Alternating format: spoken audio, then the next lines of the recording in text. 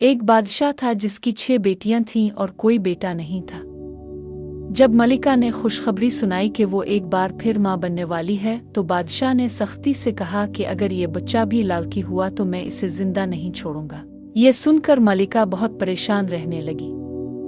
जैसे जैसे विलादत का वक्त करीब आता गया, बादशाह ने दाई को हुक्म दिया कि अगर बच्ची पैदा हो तो इसे फौरन ख़त्म कर दिया जाए। वक्त आया और एक निहायत हुसैन बच्ची दुनिया में आई। दाई ने जैसे ही इसका चेहरा देखा तो वो इसे मार ना सकी। बच्ची हंस पड़ी और उसके होंठों से खुशबू भरे फूल झड़ने लगे। दाई ये मंजर देखकर हैरान रह गई। मलिका को जब ये खबर मिली तो वो भी दंग रह गई। इसने दाई को बहुत सा सोना चांदी देकर कहा कि बादशाह से झूठ बोल दे ताकि वो नन्ही शहजादी को छप कर पाल सके। यूं शहजादी खुफिया तौर पर बड़ी होने लगी। जब वो चलने लगी तो इसके हर कदम से सोने और चांदी की ईंटें बरामद होने लगें, जिन्हें मलिका छुपा कर रखती। कुछ अरसा गुजरा तो मुख में कहत आ गया और खजाना खाली हो गया।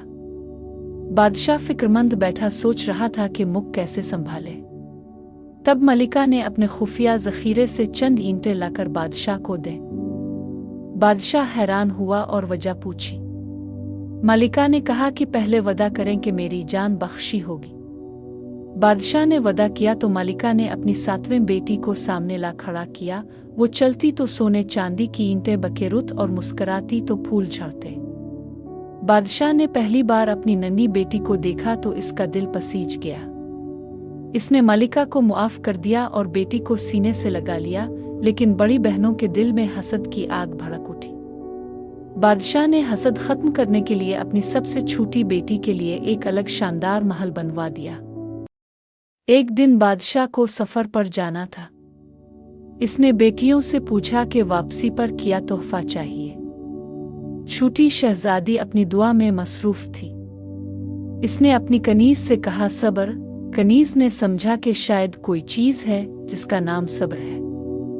जब बादशाह वापस आया तो वो बाकी बेटियों के तोहफे लाया और सबसे छोटी के लिए एक डब्बा दिया और कहा, ये लो सब्र। शहजादी ने कुछ ना समझा और डब्बा एक कोने में रख दिया। एक दिन गर्मी में पंखा तलाश करते हुए इसने डब्बा खोला तो अंदर एक निहायत हुसैन पंखा था। जैसे ही इसने पंखा हिलाया, एक निहायत खूबसूरत शहजादा इसके सामने आ खड़ा हुआ। शहजादी इसे देखकर बेहोश हो गई। शहजादे ने इसे होश दिलाया और कहा कि जब भी तुम ये पंखा हिलाओगी मैं हाजिर हो जाऊंगा और जब चाहोगी वापस चला जाऊंगा। यूं दोनों दिन रात साथ गुजारने लगे। ये बात बड़ी बहनों को मालूम हो गई और उनके दिल में हसद और बढ़ गया।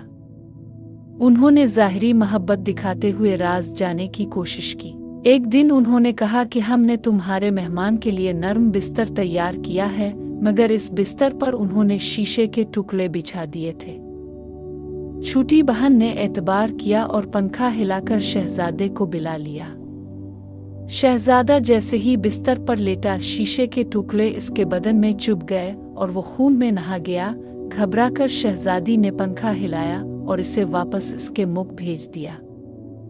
दिन गुजरते गए मगर शहजादा दोबारा न आया। आखिरकार शहजादी ने फैसला किया कि वो खुद शहजादे के मुख जाएगी। इसने लड़कों के कपड़े पहने और सफर पर निकल पड़ी। जंगलों में भटकते हुए एक दिन वो एक दरख्त के नीचे आराम कर रही थी कि इसने एक तोते और मीना की बातें सुनी। मीना कह रही थी कि शहजादे का असल इलाज इस देवहैकल जंगली कबूतर की यखनी है जो इंसान जितना बड़ा है और जिसकी आंखें नीली है। ये सुनकर शहजादी ने इस कबूतर को ढूंढने का इरादा कर लिया। कई दिन तलाश के बाद इसे वाकई ऐसा कबूतर मिल गया। इसने जाल बिछाकर इसे पकड़ लिया और उसकी यखनी तैयार की। जब वो शहजादे के महल पहुंची तो सब हैरान रह गए कि एक नौजवान तबीब आया है। शहजादी ने निकाब ओढ़ रखी थी ताकि पहचानी न जाए। इसने शहजादे को यखनी पिलाई। चंद ही दिनों में शहजादा मुकम्मल सेहतमंद हो गया और पहले से भी ज्यादा खूबसूरत लगने लगा। शहजादे ने शुक्रिया अदा करने के लिए तबीब को दरबार में बुलाया और कहा कि जो चाहो मांग लो। शहजादी मुस्कुराई और बोली, शहजादे क्या आप मुझे पहचान नहीं पाए? ये कहकर उसने निकाब हटा दिया। शहजादा हैरान रह गया। खुशी के मारे वो इसके कदमों में झुक गया और इसे अपनी जिंदगी की मलिका बना लिया। कुछ ही दिनों बाद दोनों की शानदार शादी हुई। 7 दिन और 7 रात जश्न मनाया गया। शहजादी ने अपने वालिद बादशाह को भी पैगाम भेजा। बादशाह, मलिका और सब बहनें शादी में आईं। बड़ी बहनों ने शर्मिंदा होकर मुआफ़ी मांगी। शहजादी ने बड़े दिल से सबको मुआफ़ कर दिया। यूं शहजादा और शहजादी हमेशा खुश व खुर्रम रहने लगे। जब शहजादी हंसती तो फूल झड़ते, जब चलती तो सोना चांदी बरसता और जब अपने पंखे को हिलाती तो खुशियों की हुआ चल पड़ती।